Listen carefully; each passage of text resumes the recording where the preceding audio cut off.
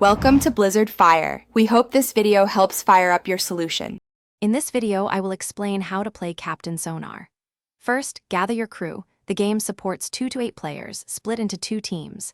Each team operates 1 submarine. Your primary goal is to sink the enemy submarine by inflicting 4 points of damage. Before starting, assign roles: captain, first mate, engineer, and radio operator.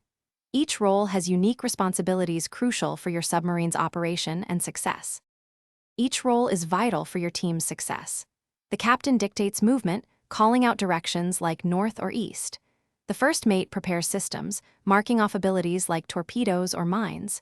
The engineer monitors the submarine's health, marking damage and system breakdowns. Finally, the radio operator is your ears, carefully tracing the enemy's path on a separate map to pinpoint their location.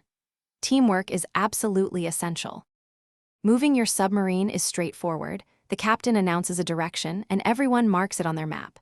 Be careful not to cross islands, as this causes 1 point of damage.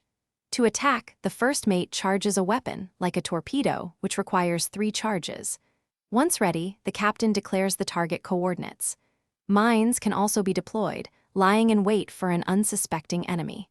Strategic movement and well-timed attacks are key. Captain Sonar offers 2 exciting ways to play: turn-by-turn or real-time. In real-time, both teams operate simultaneously, leading to a thrilling, fast-paced experience. The ultimate goal is to deal 4 points of damage to the opposing team's submarine. Once 4 damage points are inflicted, your team emerges victorious. Remember, clear communication and seamless coordination among your crew are the most critical factors for sinking the enemy and claiming victory. Thanks for watching. If you found this helpful, don't forget to like and subscribe.